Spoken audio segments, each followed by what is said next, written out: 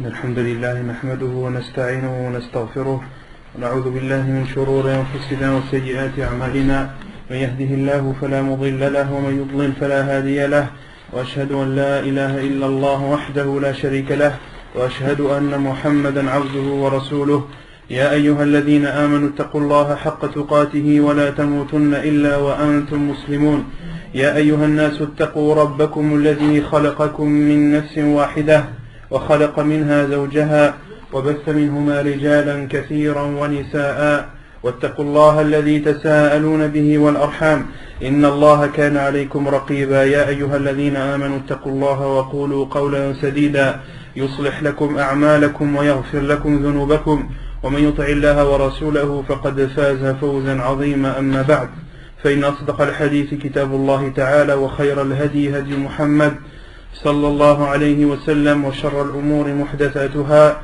وكل محدثة بدعة وكل بدعة ضلالة وكل ضلالة في النار وبعد.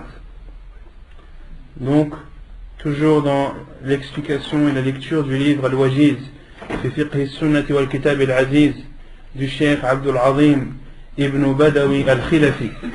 La semaine dernière, on avait parlé de l'essuyage sur al-khuffayn, ou bien sur les chaussettes, ou sur les chaussures, ou bien sandales.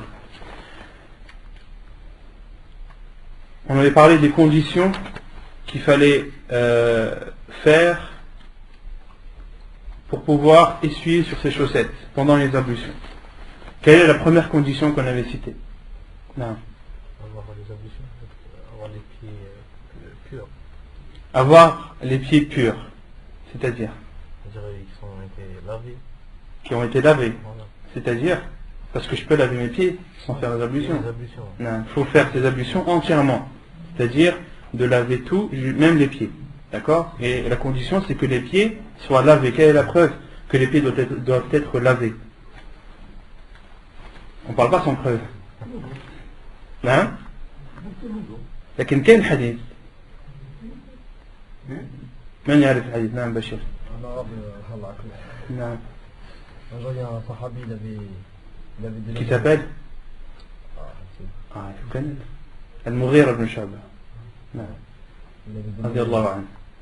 Il allait enlever les chaussettes du prophète à Sassam.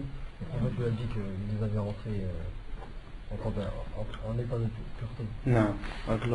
Donc la preuve est le hadith de Al-Mughira ibn Shu'bah qui dit qu'il était en voyage avec le prophète ﷺ, qui lui versait l'eau pour faire ses ablutions, et au moment où le prophète ﷺ où il devait laver ses pieds, Al-Mughira ibn Shu'bah s'est abaissé pour enlever les khoufs du prophète ﷺ, et il lui a dit da'huma, laisse-les, fa inni adkhaltuhuma tahiratayn, car je les ai entrés en état de pureté. Et tahiratayn, c'est-à-dire que les pieds doivent être lavés. Donc ça, c'est la première condition qu'on avait citée. Quelle est la durée autorisée pour l'essuyage? Qui connaît la réponse? On va changer un petit peu. Non. À partir du premier essuyage jusqu'à l'heure où c'est qu'on a fait le premier essuyage,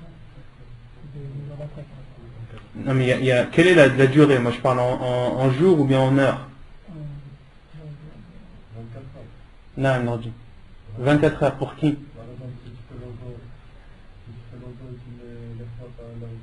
Ouais. Non, c'est pas ça. Là, tu viens de dire que lorsqu'on met les chaussettes à l'heure de Dhuhr, on a le droit d'essuyer dessus jusqu'au Dhuhr du lendemain, c'est ça? Non, on a dit que c'était pas ça. Déjà, quelle est la durée? Avant de dire à partir de quand on commence la durée, quelle est la durée? Non. 3 jours pour le voyageur et 1 jour pour le muqim. 3 jours pour le voyageur et 1 jour pour le muqim, pour celui qui est résident. Mais les jours et les nuits, pour le... Voilà, il faut préciser. Le prophète a précisé. Donc c'est 1 jour et 1 nuit, et 3 jours pour 1 jour et 1 nuit pour celui qui est résident, celui qui n'est pas en voyage, et 3 jours et 3 nuits pour celui qui est voyageur. Donc ça c'est la durée instaurée par le prophète alayhi salam. À partir de quand est-ce qu'on commence à comptabiliser la durée? Non. À partir du premier essuyage. À partir du premier essuyage, Nordine. À partir du moment où tu as essuyé pour la première fois. Si tu as mis tes chaussettes après avoir fait tes ablutions, tu as mis tes chaussettes, tu as pris le Dhuhr par exemple, et que tu n'as essuyé la première fois qu'avant l'Asr, les ablutions que tu as fait avant l'Asr, tu as essuyé pour la première fois. C'est à partir de ce moment-là que tu commences à décompter. Donc, autrement dit, tu auras le droit d'essuyer si tu es résident jusqu'au Asr du lendemain. D'accord? La durée, elle ne commence pas au moment où on a mis les chaussettes, mais au moment où on a essuyé pour la première fois. Compris? Mahallul masih, l'endroit où on doit essuyer. Quel est l'endroit des chaussettes que l'on doit essuyer? Arfal. Quelle est la preuve? Donc tu dis au-dessus, quelle est la preuve? Non. La parole de Ali radiallahu anhu qui est? Si Din sera à partir de l'Asr, Non. on aurait essuyé les chaussettes en bas du pied. Non. La parole de Ali radiallahu anhu qui dit لو كان الدين بالعقل لو كان الدين بالعقل أو بالرأي لكان المسح على أسفل الخفين أولى من المسح على ظاهرها. Donc Ali radiallahu anhu a dit, si la religion c'était uniquement de la raison, du raisonnement, il aurait été raisonnable, plus raisonnable d'essuyer en dessous des khouf que au-dessus. Or, il a dit, Ra'aytu an-nabiy sallallahu alayhi wa sallam, j'ai vu le prophète sallallahu alayhi wa sallam essuyer sur le dessus de ses khouf. Donc, l'endroit que l'on doit essuyer des khouf est le dessus. Est-il autorisé d'essuyer sur les chaussures et les sandales? Non. La preuve? Non. La preuve est que le prophète sallam a fait ses ablutions et a essuyé sur al-jawrabayn. On a dit al-jawrabayn c'est? Tout ce qui est en coton, en laine ou similaire. Non. Donc c'est tout ce qui est en coton, en laine ou similaire. Ou al-na'layn. Et al-na'layn c'est quoi? Ce sont les sandales. Quelle est la définition de na'layn en arabe? Là le hadith du prophète sallam, c'est le hadith de Al-Mughira ibn Shu'ba aussi, hadith rapporté par At-Tirmidhi, authentifié par Cheikh Al-Albani, qui dit أن النبي صلى الله عليه وسلم توضأ ومسح على الجوربين والنعلين. النعلين, on dit que c'était des sandales, mais quelle est la définition des sandales? Non. Tout ce qui est en cuir et qui ne couvre pas les chevilles. Tout ce qui est en cuir et qui ne couvre pas les chevilles. C'est la définition d'une sandale. Tout ce qui est en cuir ou similaire et qui ne couvre pas les chevilles. Et les savants ont fait l'analogie entre les sandales et les chaussures. Qu'est-ce qui annule l'essuyage? Quelles sont les trois choses qui annulent le fait d'essuyer sur les chaussettes ou autres? La durée du temps dépassée. La durée du temps. Lorsque la durée autorisée est dépassée, cela annule automatiquement l'essuyage. La personne n'a plus le droit d'essuyer sur ses chaussettes. Mais est-ce que cela annule les ablutions? Cela annule les ablutions? Non. Cela n'annule pas les ablutions. Quelle est la deuxième chose qui annule l'essuyage? Al-janaba, l'état de grande impureté. L'état de grande impureté annule également l'essuyage. Et la troisième chose? Non? Quand tu les enlèves. Quand tu les enlèves. Lorsque tu enlèves les chaussettes, cela annule l'essuyage. Est-ce que ça annule les ablutions? Non. Quelle est la preuve? Qui connaît la preuve? Non.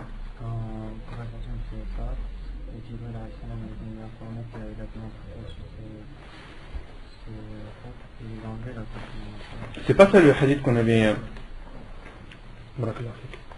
C'est pas ça le hadith qu'on avait cité.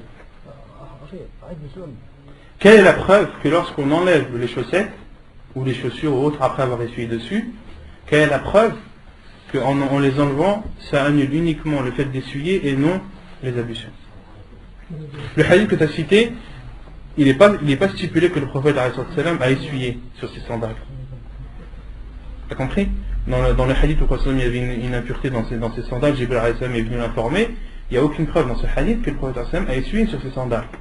Or là, ce que je demande, c'est quelle est la preuve qu'une personne, après avoir essuyé sur ses chaussettes ou chaussures ou autres, les enlève, que cela annule l'essuyage, mais n'annule pas les ablutions. On a cité la preuve la semaine dernière. Non. Non, dis. Non. Voilà, c'est la preuve, et ce compagnon c'est Ali radiallahu anhu. Donc la preuve c'est que Ali radiallahu anhu a fait ses ablutions en dehors de la mosquée, a essuyé sur ses sandales, et ensuite avant d'entrer à la mosquée il a enlevé naza'a na'alayn thumma salla. Il a enlevé ses sandales et ensuite est rentré dans la mosquée et a prié sans refaire ses ablutions. Ali radiallahu anhu a fait ses ablutions en dehors de la mosquée. D'accord? Il a essuyé sur ses sandales. Et ensuite, avant d'entrer dans la mosquée, il a enlevé ses sandales et a prié. C'est pas un délit pour dire que tu peux pas. Quand le prophète, quand il a enlevé ses Ouais, ça c'est la preuve que lorsque tu les enlèves, ça n'annule pas les ablutions. Voilà. Voilà. Et après, la preuve que tu ne dois pas essuyer dessus, c'est quoi la preuve? C'est que quand tu les as essuyés une fois dessus, tu enlèves et que tu remets. Est-ce que tu les as remis après les avoir lavés ou après les avoir essuyés? Après les avoir lavés ou après les avoir essuyés? Après les avoir essuyés. Or, on a dit que la condition pour pouvoir essuyer sur les chaussettes, c'est de les avoir mises une fois que les pieds aient été lavés. Taïb, une personne qui fait ses ablutions entièrement, met ses chaussettes et met des chaussures par-dessus. D'accord? Avant la prochaine prière, il fait ses ablutions, essuie sur ses chaussures. D'accord. Avant la prière, il enlève ses chaussures et prie avec ses chaussettes. Il garde ses chaussettes. Il remet ensuite ses chaussures. Il a fini sa prière, il remet ses chaussures. La prière suivante, il fait ses ablutions. Est-ce qu'il a le droit d'essuyer sur ses chaussures? Non. Non? Quelle est la preuve? Il les a enlevés. Bah, il les a pas lavés. Non, parce qu'il a enlevé ses chaussures et il les a remises. Mais lorsqu'il les a remises, d'accord, il ne les a pas remises une fois ses pieds lavés, mais une fois ses pieds essuyés. D'accord? Donc il enlève. Là, on est toujours à la deuxième prière. Il a enlevé ses chaussures. Il les a remises. D'accord? Il veut refaire ses ablutions. Il ne peut pas essuyer sur ses chaussures. Il enlève ses chaussures. Est-ce qu'il a le droit d'essuyer sur ses chaussettes? Non. Il a le droit ou pas? Non. Pourquoi? Parce qu'il les a rentrés, il a rentré ses chaussettes. Parce qu'à la base, ses chaussettes, il les a mises après avoir lavé ses pieds. Vous n'avez pas dit la paire qu'on met en dessous, on ne peut pas ressuyer dessus? Non, justement. Là, Cheikh Al-Albani rahimahullah dit que lorsqu'on met deux étages, si vous voulez, le bas et le haut, là, en l'occurrence, l'exemple que j'ai donné, c'est la chaussette et la chaussure, d'accord? Mais ça vaut également pour 2 chaussettes, 3 chaussettes, d'accord? Lorsque la personne met sa chaussette après avoir lavé ses pieds et met ensuite ses chaussures, il peut essuyer sur ses chaussures. Lorsqu'il enlève ses chaussures et qu'il les remet, il n'a plus le droit d'essuyer dessus. Mais il a le droit d'essuyer sur ses chaussettes, parce qu'il ne les a pas enlevées. Il les a mis alors que ses pieds étaient lavés. C'est compris? C'est clair. Non. Parmi les conditions, il y avait aussi le fait que tu ne pouvais pas essuyer sur des chaussettes qui étaient interdites, par exemple. Ouais. Ça, tu l'as pas dit alors. Non, ça c'est les conditions qu'on avait citées le cours d'avant. Ça c'est les conditions qu'on avait citées le cours d'avant, c'est qu'il fallait que les chaussettes soient autorisées et qu'il n'y ait pas d'impureté dessus. Non. Pour la question que tu avais posée la semaine dernière concernant une personne qui a fait ses ablutions et ensuite a essuyé sur ses chaussettes sans savoir qu'il y avait une impureté dans ses chaussettes. Et il s'en est rendu compte qu'après. Il s'en est rendu compte après quand? Après la prière. Les savants ont différencié. On dit qu'une personne, lorsqu'elle a fait sa prière, d'accord, lorsqu'elle a fait sa prière sans être en état de pureté, sans avoir fait ses ablutions, d'accord, et qu'elle a oublié de les faire, ou qu'elle a oublié qu'elle n'avait pas ses ablutions, elle a fait sa prière. Les savants disent, dans tous les cas, tu refais ta prière. Dans tous les cas, tu refais ta prière. Quelle que soit la raison qui est fait que tu n'avais pas tes ablutions, soit parce que tu avais oublié, ou soit parce que tu les as mal faites, etc. D'accord? À partir du moment où tu as fait ta prière, alors que tu n'étais pas en état de pureté, tu dois la refaire. Et concernant le fait d'avoir fait sa prière en ayant sur ses vêtements une impureté, les savants disent que tu continues, ta prière est valide, tu n'as pas à la refaire. Et justement, ils utilisent le hadith où le prophète a été informé par Jibril qu'il avait une impureté. D'accord? Et il la preuve comme quoi celui qui fait sa prière sans être en état de pureté, qu'il doit la refaire, c'est un autre hadith où le prophète a refait sa prière. Le prophète a prié le fajr et il a oublié qu'il était en état de janaba. Et ensuite le prophète sallam est sorti de sa prière. Et les compagnons l'attendaient. Le prophète sallam est parti faire al-ghusl et est revenu et a refait la prière. Et les compagnons disaient qu'ils voyaient les gouttes couler du front du prophète sallam, les gouttes, l'eau avec laquelle il avait fait le ghusl. Donc les savants sont clairs à ce sujet, entre autres Cheikh Ibn Uthaymin rahimahullah, qui dit qu'il y a une différence entre une personne qui a fait la prière avec une impureté sur ses vêtements et une personne qui a fait la prière sans avoir les ablutions. Une personne qui a fait sa prière sans avoir les ablutions, quelle que soit la raison, elle doit la refaire.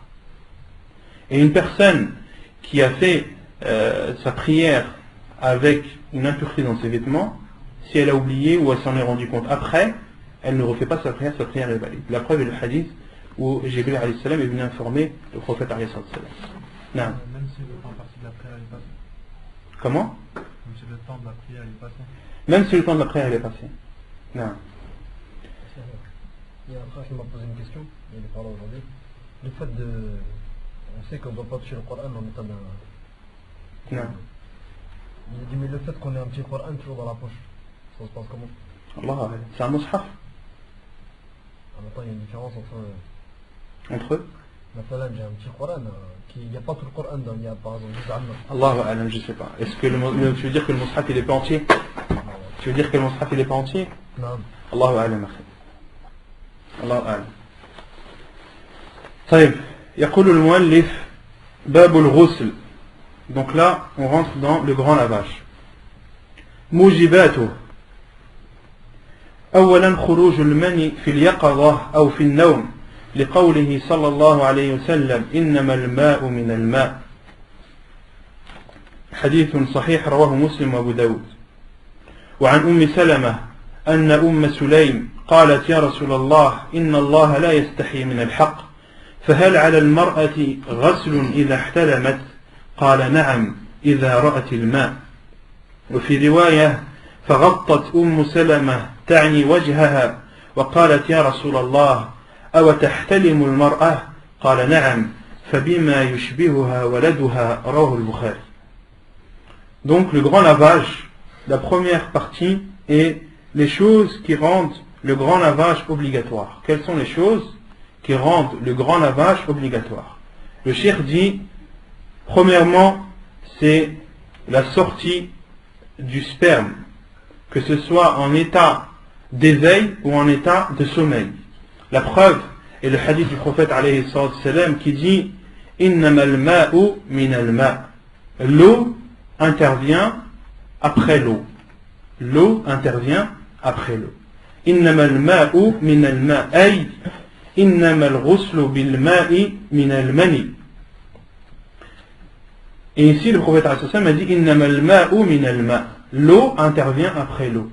D'accord? Et les savants ont dit que l'eau, la première eau que le prophète sallam a citée, c'est al-mani. Innamal ma'u min al-ma. Plutôt, innamal ma'u na. Donc la première c'est l'eau, et la deuxième eau qu'a cité le prophète sallam, c'est le sperme. Quelle est la preuve que le sperme peut être appelé eau? Il y a un verset dans le Coran qui prouve, qu'il connaît. فلينظر الإنسان مما خلق من ماء دافق. Allah subhanahu wa ta'ala dit فلينظر الإنسان, que l'être humain regarde de quoi il est créé. فلينظر الإنسان مما خلق من ماء دافق. Il a été créé d'une eau dafiq, d'une eau éjaculée. Il a été créé d'une eau éjaculée. Donc la preuve dans le Coran que al-mani peut être appelé eau également. Donc que le sperme peut être appelé eau. Donc cela prouve que la sortie du sperme oblige à al-ghusl. Car le prophète sallam a dit l'eau intervient après l'eau. Donc le lavage doit être fait, al-ghusl doit être fait après la sortie du sperme. Et l'autre preuve est le hadith de Salama qui dit que Sulaym radiyallahu anha a dit ô envoyé d'Allah, Allah n'a pas honte de la vérité.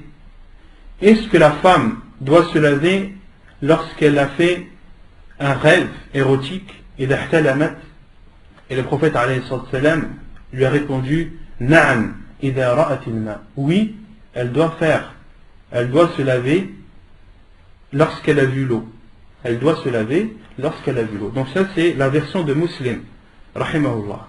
Et il y a une autre version de Al-Bukhari qui donne plus d'explications, où il est cité dans le hadith que Salama, donc la femme du prophète sallam, a caché son visage. فغطت سلمة تعني وجهها وقالت يا رسول الله, et elle a dit ô envoyé d'Allah, est-ce que les femmes font des rêves érotiques et de l'eau sortent d'elles? Yani, est-ce que les femmes elles ont aussi du sperme? Et le prophète sallam lui a répondu Na'am fabima yushbihuha waladuha. Oui, et d'où vient la ressemblance de l'enfant à sa mère? Oui, d'où vient la ressemblance de la femme, de l'enfant à sa mère? Donc le prophète sallam a bien précisé que la femme, lorsqu'elle voit de l'eau, lorsqu'elle voit une substance liquide après avoir fait un rêve érotique, elle doit faire al-ghusl. D'accord? Elle doit faire al-ghusl. Et dans une autre version, le prophète sallam lui a dit wa min ayna ash-shabah. Et d'où vient la ressemblance alors? Si la femme n'avait pas d'eau, elle aussi, d'où viendrait la ressemblance de l'enfant à sa mère? Non. Dans ce hadith, les savants ont déduit beaucoup de choses. Je vais vous citer ce que Cheikh Ibn Uthaymin, rahimahullah, a déduit de ce hadith dans son explication audio, peut-être que bientôt ça va être en livre, de Sahih al-Bukhari. يقول الشيخ ابن عثيمين رحمه الله في شرحه للبخاري لصحيح البخاري فيه إثبات صفة الحياء لأن الله لا يستحي من الحق إذا يستحي من غيره. La première chose que l'on déduit de ce hadith, c'est qu'Allah subhanahu wa ta'ala a l'attribut de la pudeur. Allah subhanahu wa ta'ala a l'attribut de la pudeur. Car dans le hadith, il a été dit qu'Allah subhanahu wa ta'ala n'a pas honte de la vérité. Et Cheikh Ibn Uthaymin dit donc il a honte d'autre que la vérité. Si Allah subhanahu wa ta'ala n'a pas honte de la vérité, donc il a honte d'autre que la vérité. وهناك أحاديث تثبت أو تثبت صفة الحياء كقوله عليه السلام إن الله حي كريم يستحيي من عبده إذا رفع يديه أن يردهما خائبتين. Et un autre hadith du prophète alayhi salam qui atteste l'attribut de la pudeur à Allah subhanahu wa ta'ala et la parole du prophète alayhi salam lorsqu'il dit Allah est pudique et saint, il a honte de son serviteur lorsqu'il invoque et lève ses mains de ne pas lui répondre. Allah subhanahu wa ta'ala a honte de ne pas répondre à son serviteur qui l'invoque en levant ses mains. ثم يقول الشيخ رحمه الله هل الحياء كمال لأن الله لا يوصف إلا بالكمال. Donc là, Cheikh rahimahullah pose une question, est-ce que la pudeur, le fait d'avoir honte, est-ce que c'est une caractéristique noble ou non? Car Allah subhanahu wa ta'ala ne peut être, ses attributs sont tous nobles et sont tous parfaits.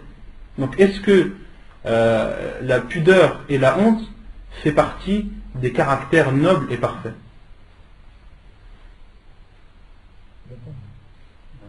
Non, on ne peut pas dire ça dépend. Si ça fait partie d'un attribut d'Allah, ça ne peut être que parfait. Mais pour un être humain, ça dépend. Ça dépend, non. Mais quelle est la preuve que al-haya, que la pudeur, c'est une chose noble et que c'est une chose parfaite? Non. Al-iman, al-haya'u, shu'batu min al-iman. Wal-imanu kamal, comme a dit Cheikh Ibn Uthaymin. Na'am, al-haya'u sifatu kamal. لقوله صلى الله عليه وسلم الحياء من الإيمان.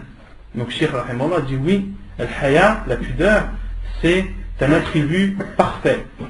Car le prophète a dit la pudeur fait partie de la foi et la foi est parfaite. وقوله عليه السلام إذا لم تستحي فاصنع ما شئت. Et quelle est la preuve aussi que al-haya, la pudeur, est un caractère noble? C'est le hadith du prophète qui dit lorsque tu n'as pas honte, fais ce que tu veux. Lorsque tu n'as pas honte, fais ce que tu veux. Et les savants ont donné deux explications à ce hadith. Est-ce que quelqu'un d'entre vous les connaît? La première explication, alors le prophète a dit إِذَا لَمْ تَسْتَحِي فَاصْنَعْ مَا شِئْتَ. Si tu n'as pas honte, fais ce que tu veux. Yani, si tu n'es pas doté de pudeur, si tu n'as pas honte des gens et d'Allah, alors fais ce que tu veux. Yani, autorise-toi ce que tu veux. Et il y a l'autre sens que les savants ont compris aussi. إِذَا لَمْ تَسْتَحِي فَاصْنَعْ مَا شِئْتَ. Si tu n'as pas honte de ce que tu fais, alors fais ce que tu veux. Yani, si ce que tu fais sont des choses bien, que quand tu les fais, tu n'as pas honte de les faire, autrement dit, ce sont des choses bien, alors fais ce que tu veux. Vous avez compris les deux sens? Non. هل عدم السؤال في أمور الدين من الحياء؟ لا بل هو من ضعف الشخصية. Donc ensuite, Cheikh Rahimahullah pose la question, est-ce que d'avoir honte, est-ce que le fait de ne pas demander au sujet de la religion fait partie de la honte, de la pudeur? Et Cheikh Rahimahullah dit non. Cela ne fait pas partie de la pudeur, cela fait partie d'un manque de personnalité. Cela est un manque ou une faiblesse de personnalité. Donc là, al-hayy que tu as dit, tout à l'heure, une personne qui a honte de demander, là, ça rentre plus dans le cadre de la honte. Ça rentre plus dans le cadre de la honte. Car, Cheikh Rahimahullah dit, le fait de ne pas demander ça, c'est une faiblesse de personnalité. La personne, elle est faible. Donc c'est plus un faible qu'un caractère noble. بل هو من ضعف الشخصية يجوز التوسط أن يسأل بواسطة الشخص. Donc là, ce qui est déduit de ce hadith, c'est qu'il est autorisé de demander à une personne, de demander à quelqu'un d'autre, de ne pas demander directement. Car dans le hadith, c'est Salama radiallahu anha, plutôt Salama radiallahu anha, qui a demandé à la place de Sulaym. Elle a demandé, et ça on le comprend dans la riwaya de Bukhari, elle a demandé au prophète sallam, est-ce que la femme, elle aussi, a des rêves érotiques et a une eau qui sort d'elle. Donc là c'est Salama radiallahu anha qui a posé la question. Or la première question qu'il a posée, Sulaym radiallahu anha. Et quelle est l'autre preuve qu'il est autorisé de demander à quelqu'un, de demander à une autre personne? Il y a un autre hadith qu'on avait vu. Non. Ali. نعم أحسن حديث علي كي كنت رجلا مزاء فاستحييت أن أسأل رسول الله صلى الله عليه وسلم فأمرت المقداد من الأسود. Donc Ali radiallahu anhu était le gendre du prophète sallallahu alayhi wa sallam. Il était marié avec sa fille et Ali radiallahu anhu était une personne qui avait beaucoup de mazi. Quel est le mazi? Quelle est la définition du mazi? C'est le liquide qui sort quand tu as une envie. Non, c'est le liquide qui sort de l'homme ou de la femme lorsqu'il a une envie. Non. Et Ali radiallahu anhu était une personne qui sécrétait beaucoup de mazi. Et il avait honte de demander au prophète sallallahu alayhi wa sallam que faire après avoir sécrété du mazi. Donc il a dit, j'ai ordonné j'ai demandé à Al-Miqdad ibn al-Aswad radiallahu anhu de demander au prophète alayhi wa sallam. ومن الفوائد أيضا أن الاحتلام بلا إنزال لا يجب الغسل ولو أحس الإنسان باللذة ولكن لم يخرج شيء. Et parmi les choses que l'on déduit de ce hadith, c'est que lorsqu'une personne a fait un rêve érotique sans avoir sécrété de liquide, sans avoir retrouvé du liquide, il ne lui est pas obligatoire de faire al-ghusl, même s'il a ressenti un plaisir, sans toutefois qu'un liquide ne soit sorti, sans que al-mani ne soit sorti. Quelle est la preuve? La preuve est la parole du prophète Na'am idha ra'at al-ma. Le prophète a dit oui, tu dois faire tes ablutions, tu dois faire ton ghusl lorsque tu as vu l'eau. Donc la condition c'est de voir l'eau. Une personne qui a fait un rêve érotique sans voir de traces en se réveillant, il ne doit pas faire son ghusl. ومن الفوائد أنه يجب الغسل إذا رأى الماء أي المني تيقن أنه أثر الجنابة وإن لم يذكر احتلاما. Et l'inverse, s'il voit le liquide en se réveillant, il doit faire al-ghusl, il doit faire le grand lavage, même s'il ne se rappelle pas avoir fait un rêve érotique. Donc là, al-ibra, comme le dit Cheikh rahimahullah, c'est dans la constatation du liquide au réveil. Vous avez compris? Vous suivez ou pas? Oui. Et à propos de la érotique, est-ce que c'est un bien ou un mal? Allah, la chèque, il n'y a pas doute que c'est un mal.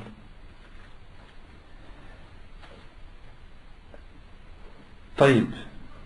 Ensuite, le cheikh dit لأن النبي صلى الله عليه وسلم جعل مدار الحكم على رؤية الماء. Car le prophète صلى الله عليه وسلم, le jugement, il l'a établi en fonction de la vision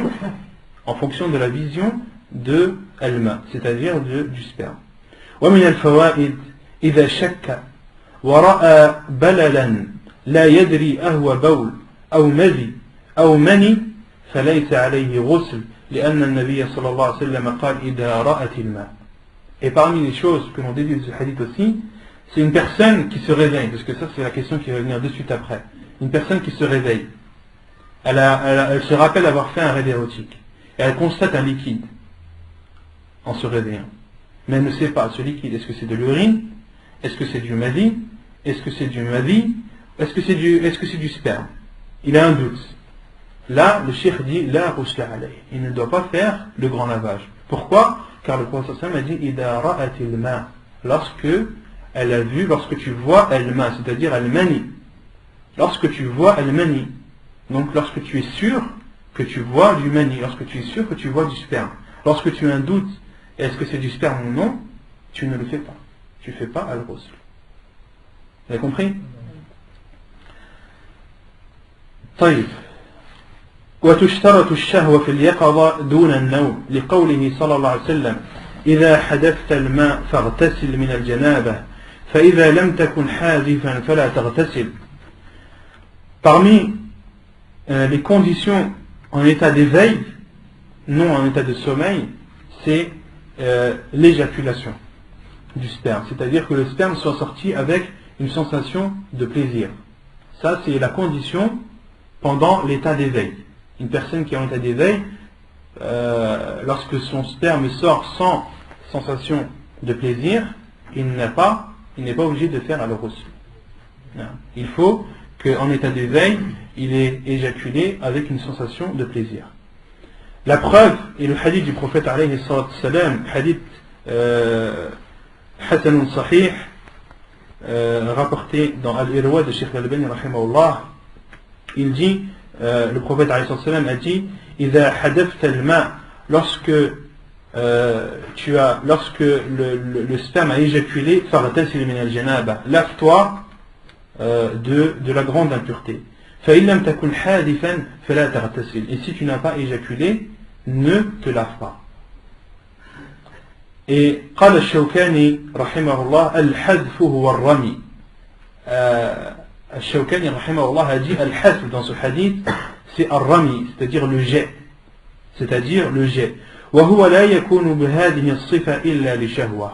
Et le jet n'a lieu qu'avec une sensation de plaisir. Et le jet n'a lieu qu'avec une sensation de plaisir. ولهذا قال المصنف وفيه تنبيه على أن ما يخرج لغير شهوة إما لمرض أو أبردة لا يوجب الغسل. أبردة أي ما يخرج من البرد لا يوجب الغسل.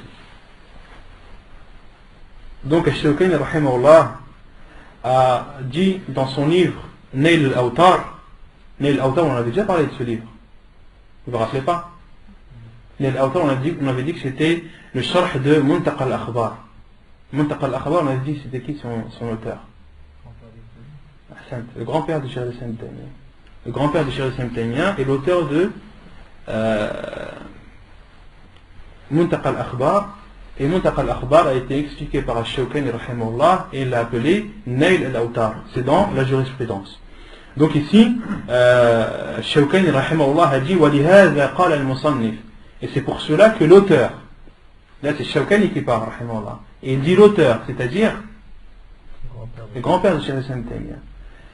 ولهذا قال المصنف وفيه تنبيه على أن ما يخرج لغير شهوة إما لمرض أو أبردة لا يوجب الغسل. Et c'est pour cela que l'auteur a dit, et il y a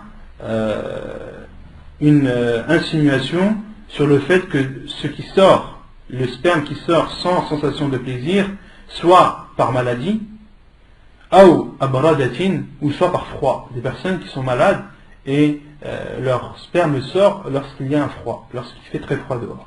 La yujibul ghusl, n'oblige pas le grand lavage. Donc le sperme, lorsqu'il sort par maladie ou par froid, ou lorsqu'il sort sans sensation de plaisir, il n'oblige pas le grand lavage. C'est compris?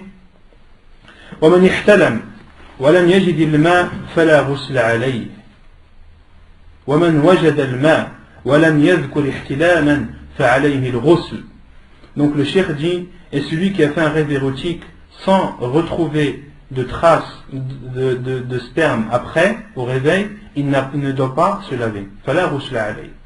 Et celui qui trouve des traces de sperme mais ne se rappelle pas avoir fait un rêve érotique, فعليه الغسل, il doit faire le grand lavage. La preuve est le hadith de Aïcha radiallahu anha qui a dit عن عائشة قالت سئل رسول الله صلى الله عليه وسلم عن الرجل يجد البلل أي يجد الماء أي المني ولا يذكر احتلاما فقال يغتسل وعن الرجل يرى أنه قد احتلم ولا يجد البلل فقال لا غسل عليه.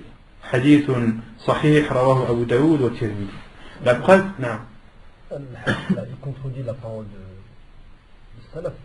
Parce que le prophète il a dit, si tu le vois mais tu ne te rappelles pas avoir une personne qui ne se rappelle pas avoir fait le rêve, qui ne se rappelle pas avoir eu le shahwa, alors ce que tu peux, en sachant que les ulama ils disent que si par exemple il y a du sperme qui sort sans shahwa, ça fait pas, tu ne refais pas le reçu. Justement, les savants ont dit, ça c'est le fait, la condition que le sperme doit sortir avec plaisir, c'est uniquement en état d'éveil, pas en état de sommeil. Pas en état de sommeil. Pourquoi pas en état de sommeil? Parce qu'en état de sommeil, le prophète a dit Na'am idha ra'atil ma.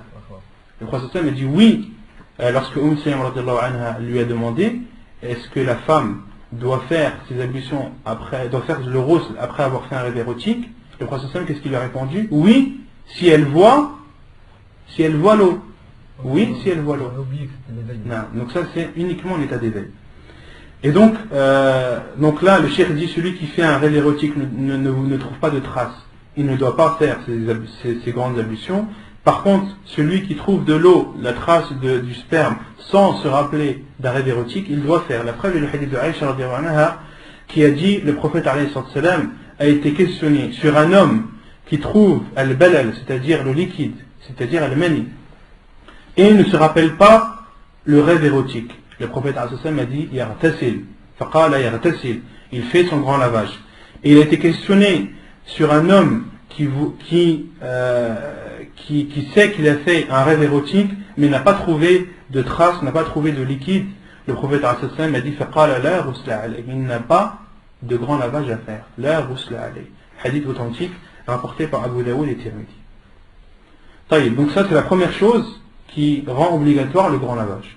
ثانيا الجماع وإن لم ينزل.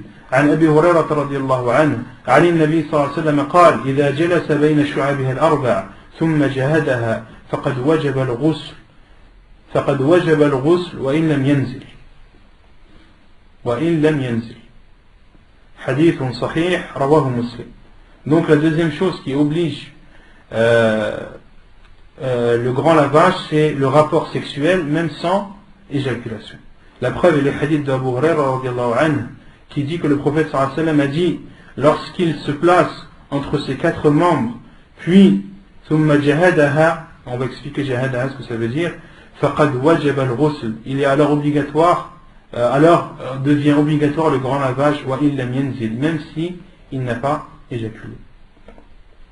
Et thumma jahadaha, les savants ont dit c'est à partir du moment, donc là comme on dit inna Allah la yastahi min al-haqq, les savants disent thumma jahadaha, c'est-à-dire lorsque la tête du pénis disparaît dans l'organe génital de la femme. À partir du moment où la tête disparaît, là ils doivent faire le grand lavage. Ils doivent faire les deux le grand lavage, même s'il n'y a pas eu d'éjaculation. Et si la tête ne disparaît pas, il n'est pas obligé de faire al-ghusl à condition de ne pas avoir éjaculé. C'est clair? ثالثا إسلام الكافر. Donc la troisième chose, c'est la conversion d'un non-musulman. عن قيس بن عاصم أنه أسلم فأمره النبي صلى الله عليه وسلم أن يغتسل. Donc ce que je vous ai dit concernant l'explication de ثم جهادها, c'est l'explication qui a été donnée par Cheikh Ibn Uthaymin رحمه الله. ثالثا إسلام الكافر. وعن قيس بن عاصم أنه أسلم فأمره النبي صلى الله عليه وسلم أن يغتسل بماء وسدر. حديث صحيح رواه مسلم. Donc la troisième chose qui oblige, donc qui rend obligatoire le grand lavage, c'est la conversion du non-musulman. La preuve est le hadith de Qais ibn Asim qui dit qu'il s'est converti et le prophète alayhi salam lui a ordonné de se laver avec de l'eau et du cidre. Le cidre, on avait déjà parlé du cidre, que c'était une plante parfumée. رابعا انقطاع الحيض والنفاس. Non. C'est obligatoire pour ceux qui rentrent dans l'islam de se laver. Non, c'est une obligation. On sait qu'il y a des sahabis qui sont rentrés dans le din. En fait, il leur a pas ordonné de... Comment tu sais?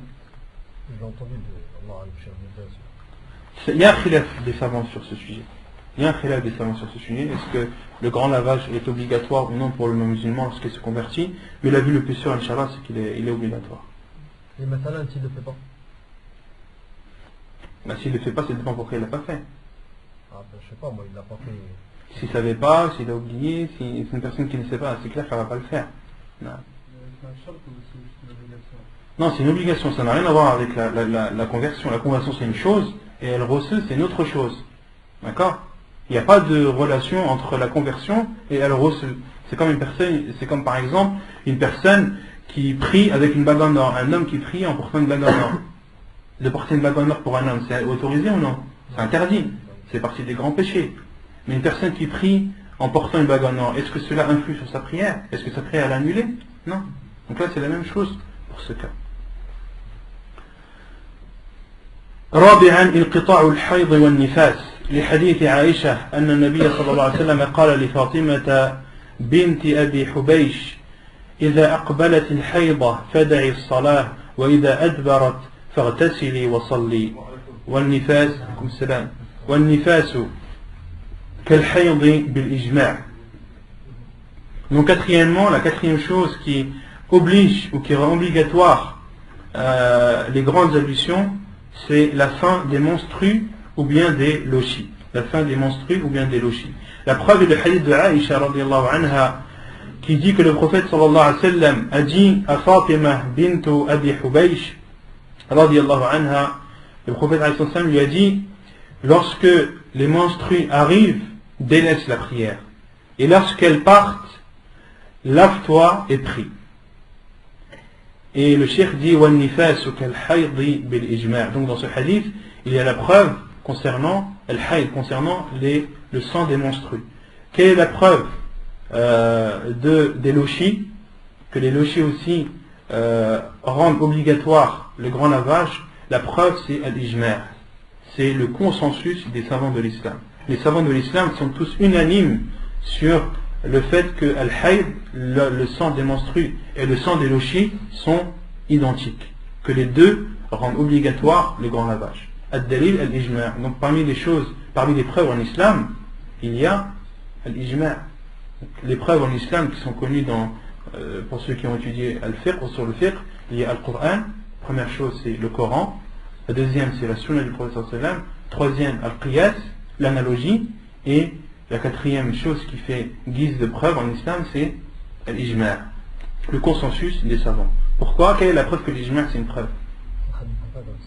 Hadith du prophète sallallahu alayhi wa sallam, hadith Hassan, qui dit: La tajtami'u ummati ala dhalala. Ma communauté ne prend pas ou ne fait pas unanimité sur une chose égarée ou sur un égarement.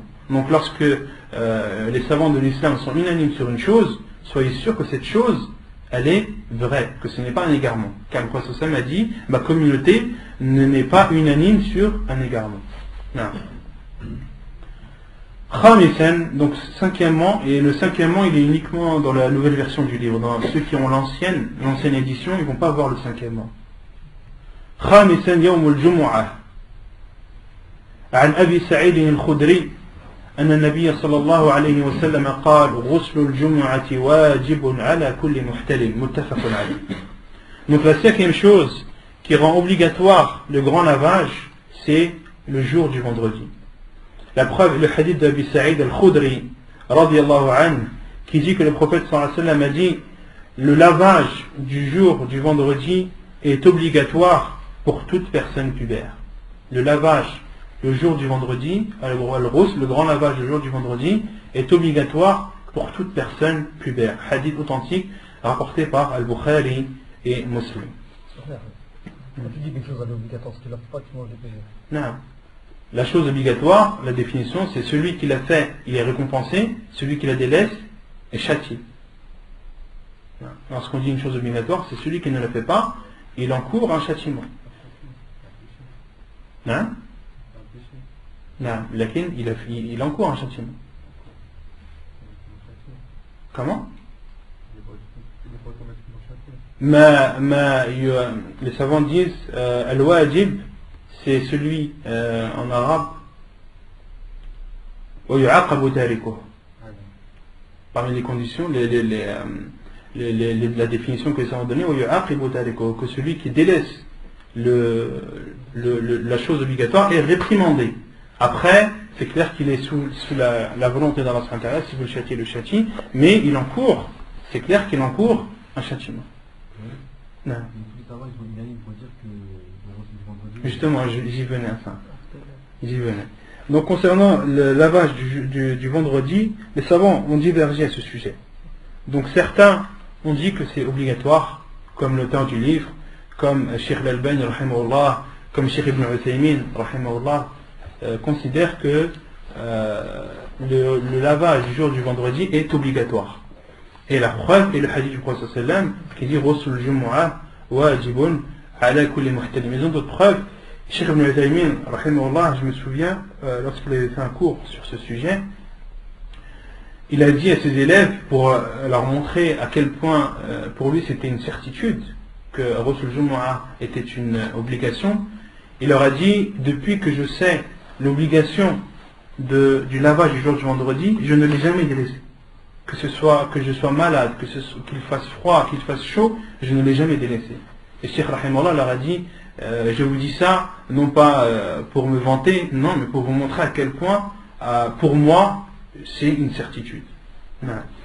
Et la plupart des savants, jumhurul ulama ala al-istihbab, la plupart des savants disent que le ghusl du Jumu'ah, le lavage le jour du vendredi, est préférable. La preuve est le hadith de Samura radiyallahu anhu, où le prophète sallallahu alayhi wa sallam a dit لحديث سمرة بن جندب أن النبي صلى الله عليه وسلم قال من توضأ يوم الجمعة فبها ونعمت ومن اغتسل فالغسل أفضل. Donc la preuve est le hadith de Samura radiyallahu anhu, où le prophète sallallahu alayhi wa sallam a dit celui qui fait les ablutions le jour du vendredi, tant mieux, c'est une bonne chose. فبها ونعمت ومن اغتسل فالغسل أفضل. Et celui qui fait le grand lavage est meilleur. Et celui qui fait le grand lavage est meilleur. Donc là, il y a trois avis, si vous voulez, des savants. Certains savants disent que c'est obligatoire. D'autres savants, et qui sont la plupart, la majorité, disent que c'est préférable. Et d'autres savants disent qu'il y a une précision. Et parmi eux, Cheikh al-Islam ibn Taymiyyah, rahimahullah, et son élève, Ibn al-Qayyim, rahimahullah. Donc eux, ils disent qu'il y a une différence entre une personne qui est sale, qui dégage des odeurs, celle-ci, le lavage du jour du vendredi est obligatoire pour elle. Par contre, lorsqu'elle est propre, qu'elle ne dégage pas d'odeur, qu'elle n'a pas besoin de se laver, le lavage est préférable. Donc ça, c'est l'avis de Cheikh al-Islam ibn Taymiyyah et de son élève Ibn al-Qayyim, rahimahullah. Non. Il se lance en rassemblant les deux hadiths. Car quand je vous avais dit la dernière fois, de rassembler deux hadiths est meilleur que de faire prévaloir un hadith sur un autre. Donc ils ont, Cheikh al-Islam ibn Taymiyyah a essayé de trouver un terrain d'entente entre les deux hadiths. Ouais. Et ceux qui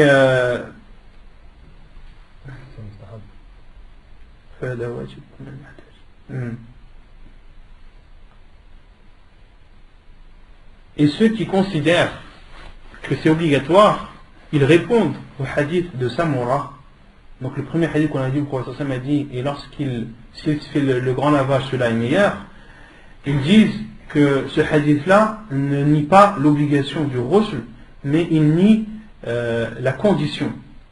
Il nie le fait que le ghusl n'est pas une condition pour que le jumu'ah soit accepté. Car le prophète a dit wal ghuslu afdalu. Le ghusl est meilleur, c'est-à-dire que ce n'est pas une condition pour que le jumu'ah soit accepté. Ça c'est leur réponse à ce hadith. Et ils ont d'autres hadiths, ceux qui considèrent que le lavage est obligatoire, ont d'autres hadiths. Parmi ces hadiths, le hadith du prophète lorsqu'il dit إِذَا أَتَى أَحَدُكُمُ الْجُمُعَ فَلْيَغْتَسِلْ. Lorsque l'un d'entre vous s'apprête à aller à la prière du vendredi, qu'il fasse son grand lavage. فَلْيَغْتَسِلْ. Et ils ont une autre preuve, c'est l'histoire avec Omar radiallahu anhu. Lorsqu'il était le guide des croyants, lorsqu'il était Amir al-Mu'minin, lorsqu'il était le guide des croyants, lorsqu'il était le calife, et qu'il faisait khutbah Jumu'ah, son discours, Uthman radiallahu anhu, Uthman ibn Affan, est arrivé en retard.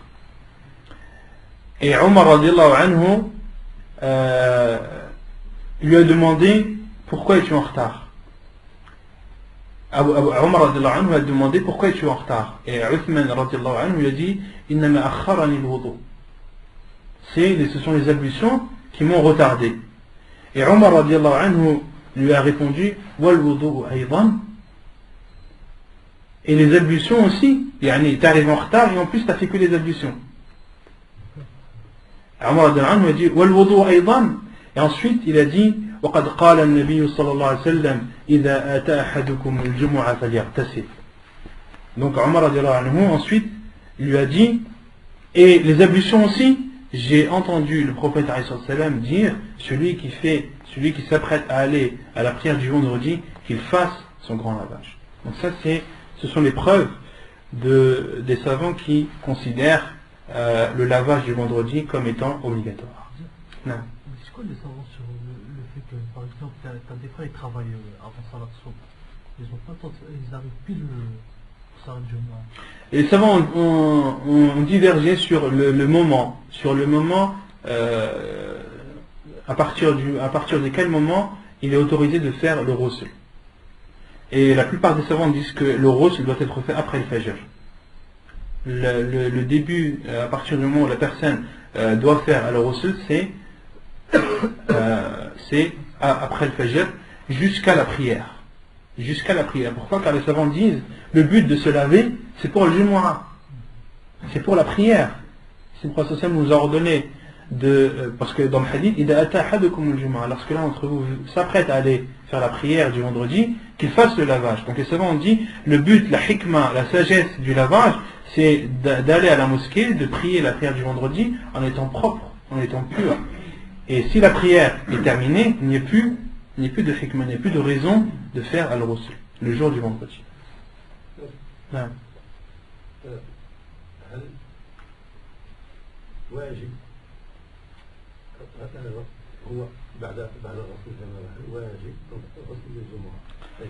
هنا خلاف بين العلماء فمنهم من اعتقد أن غسل الجمعة واجب. Donc là le frère demande celui qui le vendredi est en état de grande impureté, de janaba, d'accord, est-ce qu'il doit faire al-ghusl, est-ce qu'il doit faire le lavage de la janaba, de la grande impureté, et le lavage du vendredi, ou bien est-ce qu'il peut faire les deux en même temps, les deux lavages en un? Qui connaît la réponse? Non. Il passe sur le hadith du prophète Non. Et pour chaque acte d'adoration, c'est à l'intention. Non. Donc le frère a dit, Cheikh al-Albani rahimahullah, ça c'est vrai, dit que il doit faire deux ghusl.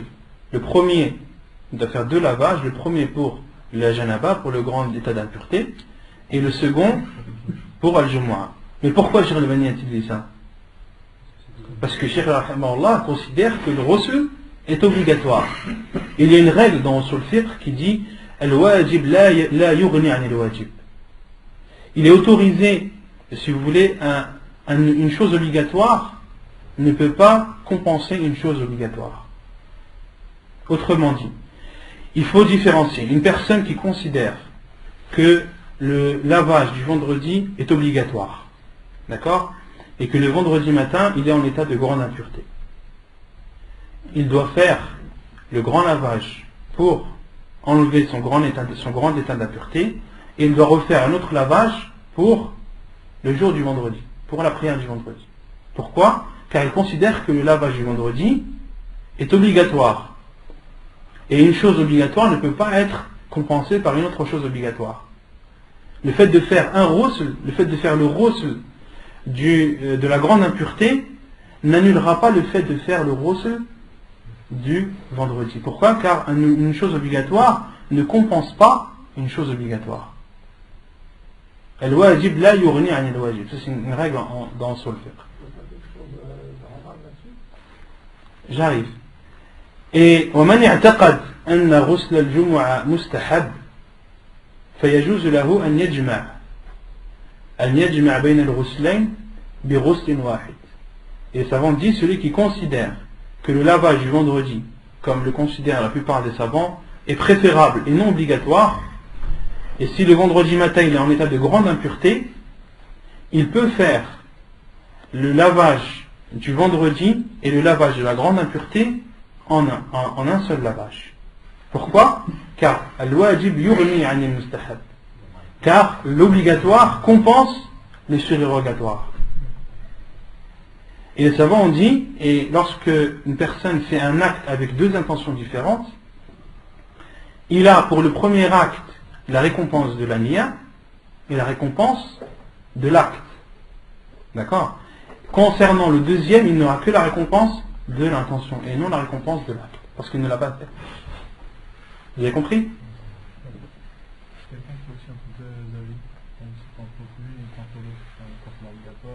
Non, tu ne peux pas considérer tantôt l'obligatoire, tantôt.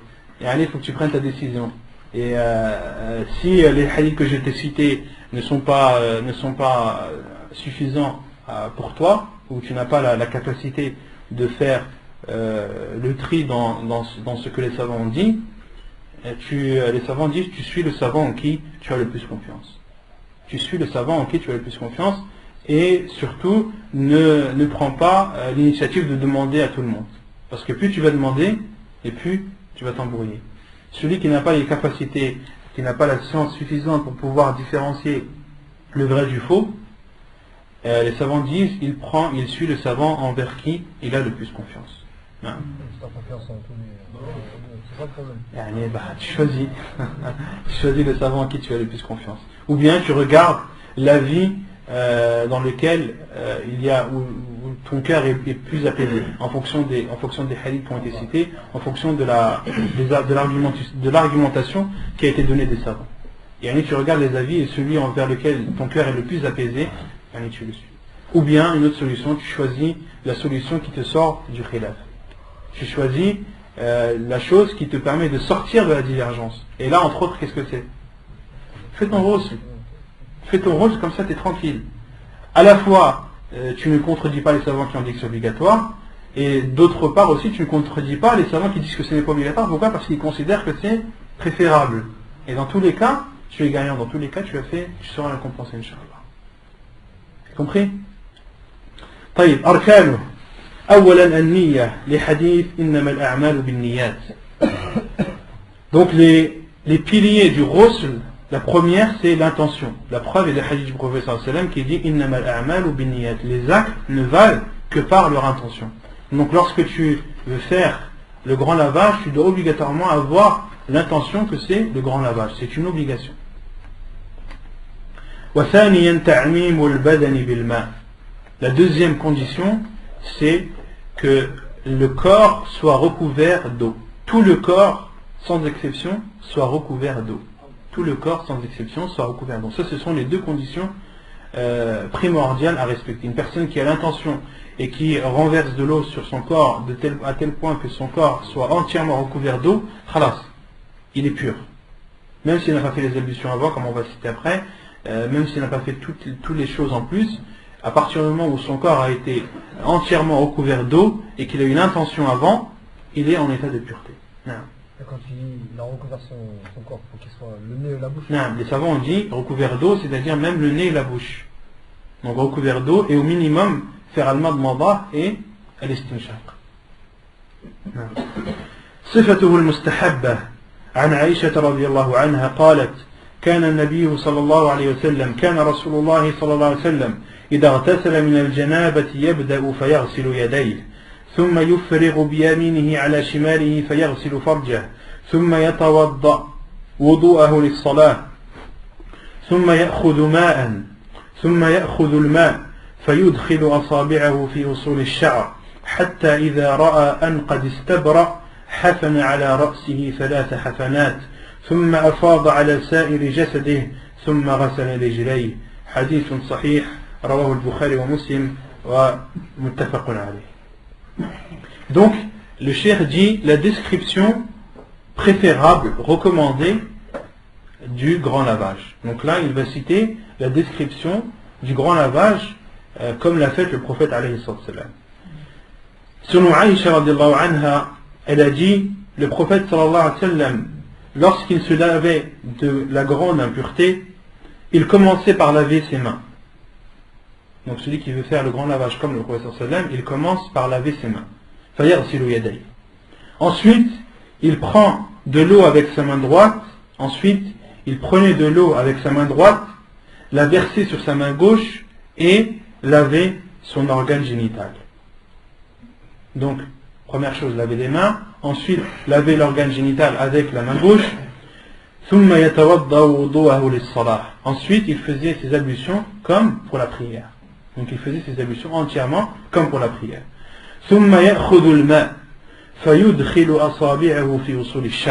Ensuite, il prenait de l'eau, la versait sur sa tête, sur ses cheveux et essuyait. Il massait, il frictionnait jusqu'à la base des cheveux, jusqu'à la racine des cheveux.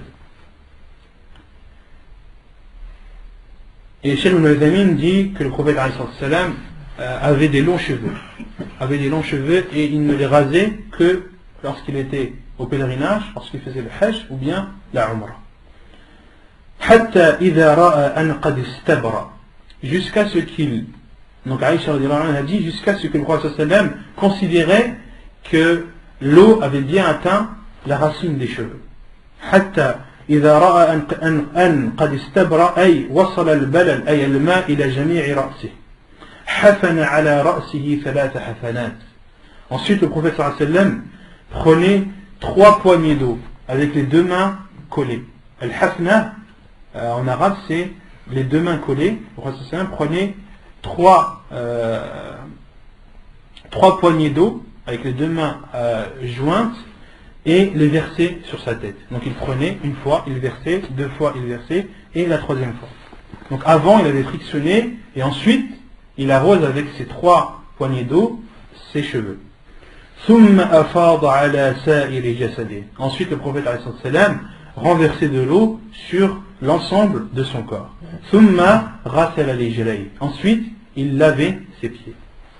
Concernant le lavage des pieds dans ce hadith, les savants ont expliqué par M. Cheikh Ibn Uthaymeen, rahimahullah, il dit qu'à l'époque du prophète, il n'y avait pas de salle de bain comme nous. Lorsqu'ils faisaient le grand lavage, le sol c'était de la terre, c'était du sable. Donc lorsqu'ils versaient de l'eau, leurs pieds étaient sales. C'est pour cela que dans ce hadith, le prophète Aïcha a dit ensuite le prophète lavait ses pieds. Pourquoi? Car ils étaient recouverts de boue et de poussière. Vous avez compris la description? Et les choses que l'on retient de ce hadith, la première, c'est de l'autorisation de laver les pieds après le ghusl. Cheikh Ibn Uthaymeen rahimahullah dit selon le besoin. Lorsque la personne a besoin de laver ses pieds après le ghusl, il lui est autorisé. Non. Sinon, ils peuvent pas pendant les ablutions. toute façon, il le fait pendant les ablutions. Aïcha radhiyallahu anha a dit, puis le prophète sallam faisait ses ablutions comme pour la prière. Donc, autrement dit, il lavait ses pieds. Ensuite, parmi les choses que l'on retient de ce hadith, c'est que l'organe génital doit être lavé avec la main gauche. Car le prophète sallam a pris de l'eau avec sa main droite, l'a versé sur la main gauche et ensuite a lavé son organe génital.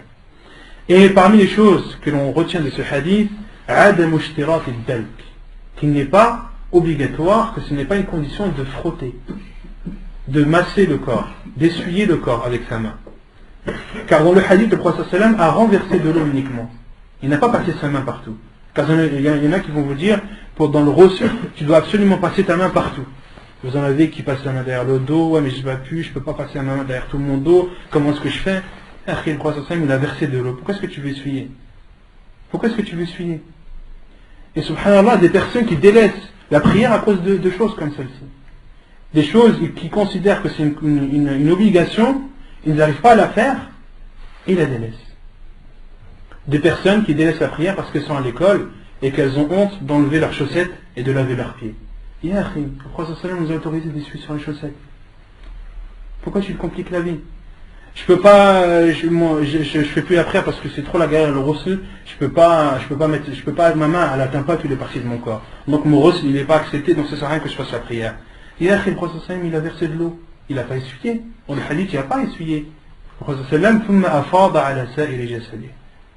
أخذ الماء وأفاض على سائر جسده. فائدة لا يجب على المرأة نقض شعرها في الغسل من الجنابة ويلزمها ذلك في الغسل من الحيض. Donc une faïda que le cheikh rapporte, il dit il n'est pas obligatoire pour la femme de défaire ses nattes lors du grand lavage suite à un rapport ou autre. Mais par contre, il lui est obligatoire de défaire ses nattes lorsqu'elle fait le lavage dès l'interruption des menstrues. Donc la femme, lorsqu'elle fait le grand lavage suite à une grande impureté, autre que la fin des menstrues ou des lochis, il ne lui est pas obligatoire de défaire ses nattes. Les savants ont dit pourquoi? Car ce lavage-là est plus fréquent. La femme fait plus le grand lavage suite à une grande impureté que lorsqu'elle le fait après l'interruption des menstrues. Car l'interruption des menstrues, elle fait ce lavage qu'une seule fois par mois. Or, après un rapport ou autre, elle est amenée à le faire plusieurs fois. Et les savants ont dit, la sagesse, c'est que Allah subhanahu wa ta'ala a facilité à la femme sur ce point. Elle passe de l'eau uniquement. عن أم سلمة la preuve عن أم سلمة رضي الله عنها قالت قلت يا رسول الله إني امرأة أشد ظفر رأسي أفأنقضه لغسل الجنابة قال لا إنما يكفيك أن تحفي على رأسك 3 حثيات ثم تفضين عليك الماء فتطهرين حديث صحيح رواه مسلم وابو داود والنسائي والترمذي وابن ماجه. La preuve est le hadith de Salama radiyallahu anha qui dit j'ai dit ô envoyé d'Allah, une femme qui a fait des nattes avec ses cheveux, est-ce qu'elle doit les défaire lorsqu'elle se lave pour la janaba, pour la grande impureté? Il a dit non. Il te suffit, innama yakfiki, il te suffit de verser sur tes cheveux 3 poignées d'eau, salata hafayat, donc comme on a dit, avec les 2 mains jointes, thumma tafdina alayki al-ma'a fatatharin, puis ensuite que tu renverses de l'eau sur toi et tu seras pur. Et le dhofr, en arabe ce sont des nattes. Il y a un hadith du prophète sallam qui est rapporté par al-Bukhari, si mes souvenirs sont bons. Le prophète sallam أنه دخل في مكة عام الفتح وله 4 ضفائر. Un hadith du prophète sallam qui dit qu'il est rentré à la Mecque lorsqu'il a eu la victoire contre les polythéistes. Lorsque le prophète sallam est rentré à la Mecque, les compagnons ont dit وله 4 ضفائر. Le prophète sallam avait 4 nattes. Le prophète sallam est rentré à la Mecque et il avait 4 nattes. Il avait fait 4 nattes avec ses cheveux. Ça c'est pour répondre à ceux qui disent que un homme qui fait des nattes il ressemble aux hommes. Non, il ressemble aux femmes. Non. Le prophète sallam est rentré à la Mecque, il avait 4 nattes. Il n'y en avait pas une, pas deux, pas trois, il y en avait 4. Non. Donc dans ce hadith, Salama radiallahu anha a dit une femme qui fait des nattes, est-ce qu'elle doit les défaire lorsqu'elle fait le lavage pour le janaba? Le prophète sallam lui a dit non, il te suffit de verser 3 poignées d'eau sur tes cheveux, puis de verser de l'eau sur toi et tu seras pur. Non. Elle n'est pas obligée de frictionner. Juste à verser. Non, elle n'est pas obligée de frictionner, elle est juste à verser. Il faut que l'eau touche tous ses yeux. Le prophète sallam m'a dit tu verses 3. Tu verses 3 poignées, après est-ce que cela englobe tous les cheveux ou pas? Allah. Mais le prophète sallam m'a dit innama yakfiki, il te suffit de verser 3 poignées. Donc la femme elle applique le hadith du prophète sallam et Inch'Allah elle n'aura rien à se reprocher. On a fait bihad al-qadr. Donc Inch'Allah les cours prendront le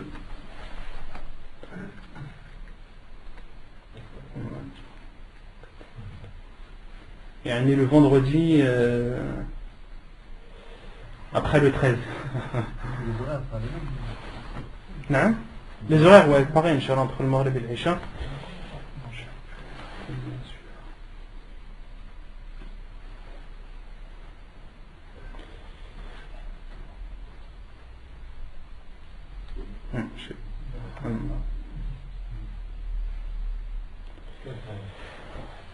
Dimanche 13, lundi 14, mardi 15, mercredi 16, vendredi 17, jeudi 17, vendredi 18. Vendredi 18 novembre, Inch'Allah. On ne peut pas décaler l'heure du coup, pendant le ramadan. Non mais après le ramadan là. Là le 18 novembre c'est bien après le ramadan. Non, je te parle pendant le ramadan, on ne pourrait pas le décaler. Pendant le ramadan je ne serai pas là, Inch'Allah. C'est pour ça, je serai absent, c'est pour ça. Inch'Allah. Après, Inch'Allah, ce que ça va après, Inch'Allah. نكتفي بهذا القدر صلى الله وسلم وبارك على نبينا محمد وعلى آله وصحبه أجمعين وآخر دعوانا الحمد لله رب العالمين.